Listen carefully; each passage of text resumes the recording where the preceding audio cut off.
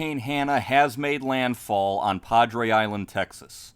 Good evening, I'm Mike Naso from the Tropical Update page on YouTube with the latest on Hurricane Hanna. As of 4 p.m. Central, Hanna was at 26.8 north, 97.2 west. Winds were 90. It's a high-end Category 1. It's moving west-southwest at 8, but I do have an update straight from the National Hurricane Center. As of 6 p.m. Eastern Time, 5 p.m. Central, Hanna makes landfall on Padre Island, Texas. The eye of Hurricane Hanna made landfall at 6 p.m. Eastern, 5 p.m. Central, about 15 miles north of Port Mansfield, Texas, there on Padre Island, with maximum sustained winds of 90. So it's a Category 1 hurricane. An observation station near Rincon del San Juan, Texas, just had sustained winds of 60, a gust to 74, and some of those buoys have had very strong winds throughout the afternoon, and it's still moving west-southwest inland now. Category 1, we're at the upper edge of Category 1, so we're talking about some damage right here. Thank goodness Hurricane Hanna didn't have more time over the Gulf, or we would have been talking about a major hurricane which is capable of much more damage. Nevertheless, still a powerful system moving into South Texas, 973 millibars. That's quite a low pressure of a hurricane for July. There's the radar out of Brownsville, and you can see, of course, landfall is when the center of the center crosses the coast, and that is what has just occurred. Hurricane Hanna making landfall, a U.S. landfall. It's the first hurricane to hit the United States during the decade of the 20s, and it is moving west-southwest, and it will eventually cross the river into northern Mexico and rain like mad. That's going to be the big concern. This is an outlook from the National Weather Service. Obviously, where the hurricane is coming ashore, there is a high risk of rainfall that could cause flash flooding, and obviously that is the biggest concern. Roadways will flood. They've already had flooding problems down there in South Padre Island and areas there of South Texas. Make sure you stay clear of flooded roads, never drive on them, and half of flood deaths happen in vehicles. 6 inches of water, that's enough to lose control of the vehicle and start to lift your car. And of course, the slogan is, turn around, don't drown. And this is why. This is downtown Corpus Christi this afternoon. Look at that water. That water can lift a car, and it's going to be more than that as the onshore flow around the hurricane pushes in. That's from K3 News down there in Corpus. And again, it's not just from flooding. This is a storm surge situation too. 4 to 6 feet, Baffin Bay, Port Aransas. That onshore flow on the north side of the hurricane is causing a lot of problems, to say nothing of down here, Port Mansfield and the mouth of the Rio Grande, the flooding storm surge as well. Here's a beautiful visible satellite image of Hurricane Hanna. You can see the eye there crossing Padre Island, Texas. If there is one good news to report, one piece of good news, it's that it hit a relatively unpopulated area. Padre Island, you have a lot of wildlife preserves and sea turtles and stuff like that.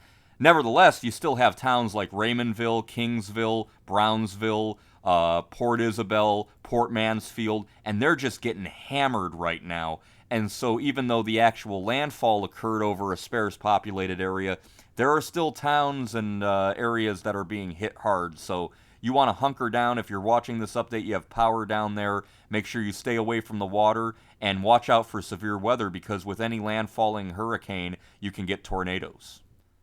Remember, the rainfall doesn't matter about intensity.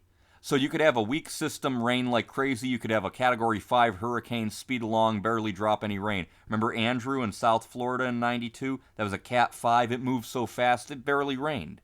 But you could have a weak system that barely moves, drop copious amounts of rain. Right now, Hanna's moving about 8 miles an hour, so we could see a lot of heavy rain, 10, 20 inches, maybe more, as it moves across the Rio Grande, and that is the big problem. The flood threat with this hurricane is very serious down there.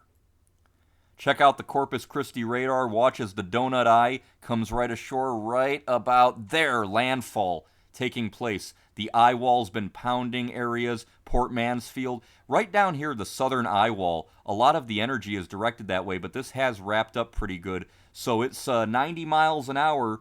Any higher, 100 miles an hour, would be a Category 2. So we're not far away from a Category 2 hurricane, but right now it looks like definitely 973 millibars is quite a hurricane. I mean, it was, what, 1,000 millibars yesterday.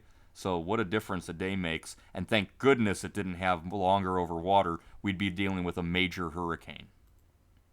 Now, Gonzalo has dissipated. We're not going to have to deal with that, but I did want to touch on this situation in the central Atlantic.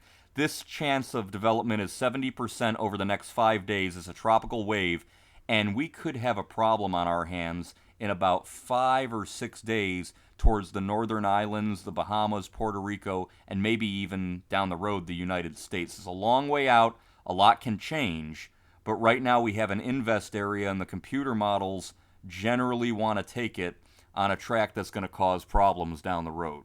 So stay tuned to the updates. We'll watch and see how things develop in the Atlantic. Once Hanna's out of the way, Gonzalo's already out of the way, the focus will likely be on this system. And again, the next name on the hurricane name list is Isaias. And so we'll see if this becomes Isaias. And if it does, it could mean business, big time. Taking a look at that satellite, you could already see there's a spin in there. So this is our system we're going to watch very carefully as it moves west-northwest. You can see Hurricane Hanna coming ashore there in Texas, looking very nice. And then this is what's left of Gonzalo blowing into the Caribbean Sea, not going to be a problem.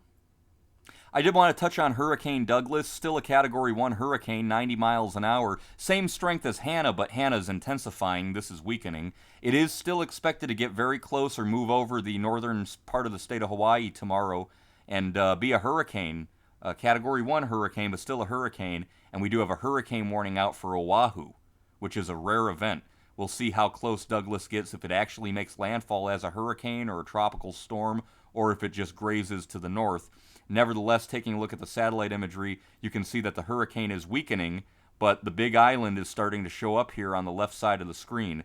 And so it's kind of foreboding. So if you're in Hawaii, watch Douglas very carefully.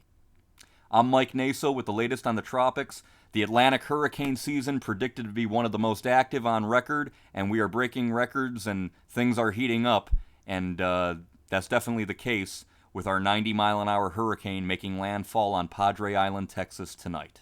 I'm Mike Naso, and I'll talk to you guys next time.